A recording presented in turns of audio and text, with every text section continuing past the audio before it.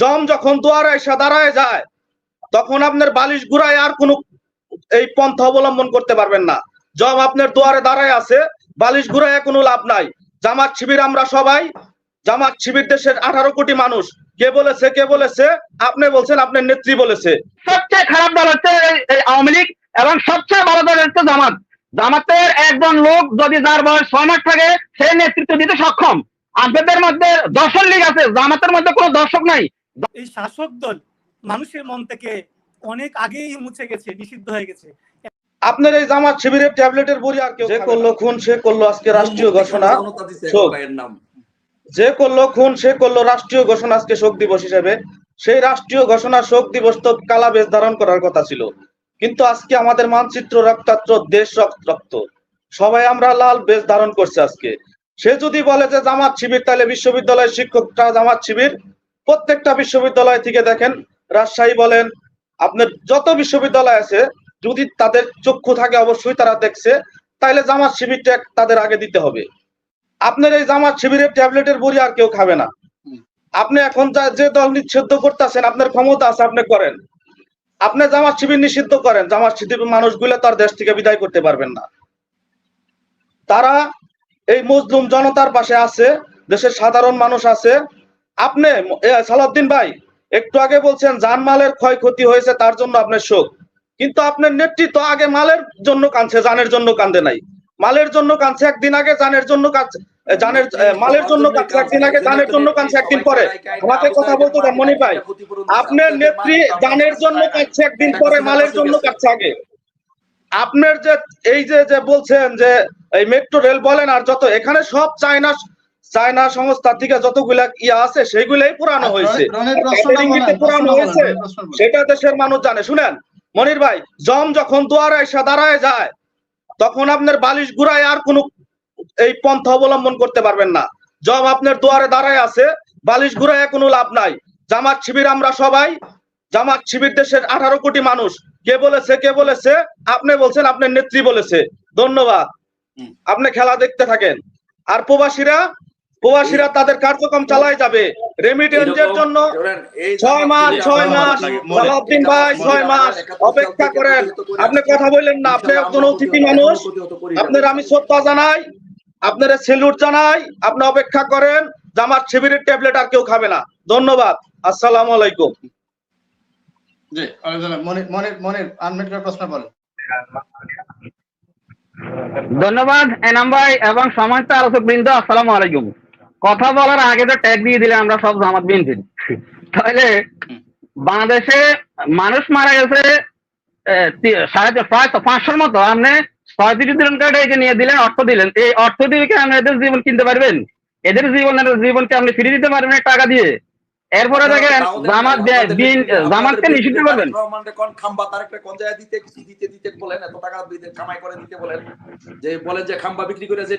আমরা আগে সালাউদ্দিন ভাই, আপনি সবাইরে যদি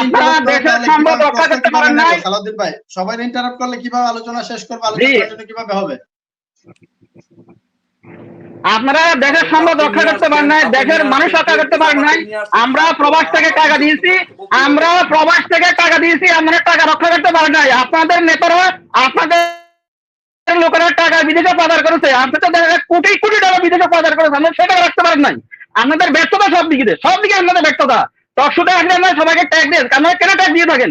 বিএনপি যদি এই কাজ করে, আমরা বিএনপির বিরুদ্ধে কথা বলবো। আপনারা আওয়ামী লীগ কথা বলেন, ধৈর্য রাখেন, মানুষের কথা শুনেন। বর্তমান সময়ে সবচেয়ে খারাপ দল হচ্ছে এই আওয়ামী লীগ এবং সবচেয়ে বড় দল হচ্ছে জামাত। জামাতের একজন লোক যদি যার বয়স 6 মাস থাকে সে নেতৃত্ব দিতে সক্ষম। আপনাদের মধ্যে দর্শক লীগ আছে, জামাতের মধ্যে কোনো দর্শক নাই। জামাতের বিরুদ্ধে এই পর্যন্ত একটা মামলা হয়নি যে জামাতের কোন লোক দর্শন করেছে। আপনাদের বিরুদ্ধে আপনাদের 100% সেঞ্চুরি করার পরে বৃষ্টি বিতরণ করে। আমরা লজ্জা থাকা উচিত, আপনাদের লজ্জা থাকা উচিত। আপনারা কিভাবে এরকম কথা বলেন মানুষের সামনে? হাজার হাজার মানুষ আপনাদের দেখে, আপনাদের ব্যবহার দেখে, আপনাদের মানুষকে সিসি দেয়। আপনাদের বিরুদ্ধে মানুষদের সিসি থুতু, এরপর আমাদের লজ্জা হয় না। আমরা কি ধরনের মানুষ? আমরা এর নাম আওয়ামী লীগ। দুজন মানুষ যখন দয়া করে তখন মনে বলে তুই আওয়ামী লীগ। জি, শেষ করে দিচ্ছি মনির ভাই। আমরা কথা বলতে আছি, 1 মিনিট কথা বলবে। 1 মিনিট যদি আপনারা সহ্য করতে না পারেন তাহলে কিভাবে হবে ভাই? আমরা প্রশ্ন করতে আছি, প্রশ্ন সুন্দর উত্তর দিয়ে সোজা কথা বলবেন। আমাদের প্রবাসীদেরকে আপনারা তুচ্ছতাচ্ছিল্য করেছেন, এখন প্রবাসীদের কাছে ভিক্ষা যাচ্ছেন। প্রবাসীরা এখন আপনাদেরকে বুঝিয়ে দিবে প্রবাসীরা কি জিনিস। জামাত নিষিদ্ধ করবেন, বাংলাদেশের সবচেয়ে ভালো দল হচ্ছে জামাত, কারণ জামাত দিন এবং দুনিয়া শিক্ষা দেয়, আর আওয়ামী লীগ কি করে দুর্নীতি শিক্ষা দেয়। ধন্যবাদ আপনাদের সবাইকে। আসসালামু আলাইকুম, thank you so much for having me. আমি ইউএসএ থেকে বলছি, আমি কানেক্টিকাট থেকে। আমি জাস্ট প্রশ্ন করব না, আমি আমার একটু স্টেটমেন্ট দিব, আমি দয়া করে একটু শুনবেন আপনি আমাকে। আমি সরি টু সে, আমি এটা রিগ্রেট করি যে আমি x Chhatra League. So regret, I am so regretful for having attacked like a Chhatra League, first of all. And second of all, আপনার অনুষ্ঠানে যারা অতিথি আসেন তাদের বয়স মোটামুটি ভালোই, তাই না? 50+ হবে আপু স্যার।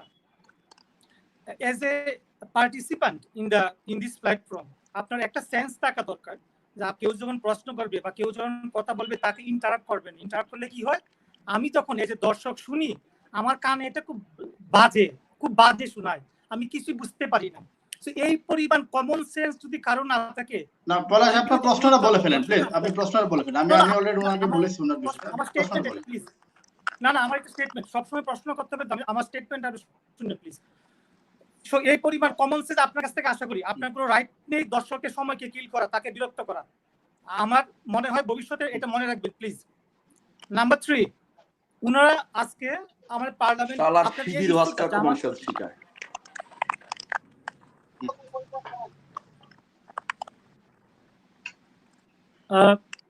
মনির ভাই কিছু বলছেন আপনি? না সালাউদ্দিন ভাই স্ল্যাং ল্যাঙ্গুয়েজ ইউজ করবেন না প্লিজ। সবাই পাবলিক প্ল্যাটফর্মে দেখছি আপনি যদি স্ল্যাং ল্যাঙ্গুয়েজ ইউজ করেন, এটা অশোভনীয় দেখে না। জি বলেন, প্রশ্ন বলেন। না, এটা তো সালাউদ্দিন ভাই এটা বলবেন, ওনার পার্সোনালিটি এটা। সো এটা আমিও অবাক হই না, আর দর্শকরা অবাক হবে না যারা ওনাকে চিনে। আর উনি আমাদের একটা very important, it's $1 billion question. আজকে মনে করি এই পার্টি বা কোনো পার্টির সংখ্যাগরিষ্ঠ আছে নিষিদ্ধ করবে, কালকে অন্য একটা দল সংখ্যাগরিষ্ঠ হয়ে কি অন্য একটা পার্টিকে নিষিদ্ধ করতে পারবে? It's a political culture. যদি পারে, বাংলাদেশ ডেমোক্রেটির জন্য একটা প্রবলেম। বা সবচেয়ে মোর ইম্পর্টেন্ট আমার কোয়েশ্চনটা, এটা কোয়েশ্চন আমার অবজারভেশন, মানুষের আপনি একটা আইনিগতভাবে একটা দলকে নিষিদ্ধ করবেন, প্রশ্ন হচ্ছে আপনি নতুন প্রজন্মের মানুষের মন থেকে আপনি নিষিদ্ধ হয়ে যাচ্ছেন কিনা। আমার অবজারভেশন হচ্ছে এই বর্তমান দল যারা দায়িত্বে, তারা বলে শাসক দল, আমি বলি দায়িত্বে, এই শাসক দল মানুষের মন থেকে অনেক আগেই মুছে গেছে, নিষিদ্ধ হয়ে গেছে। এবং এইটার প্রতিফলন যখন ধন্যবাদ আপনাকে পলাশ। আমি আরো কয়েকজন দর্শক আছেন, সবাইকে সুযোগ দিতে হবে। they are gone forever, they won't come back in Bangladesh. Forever means forever.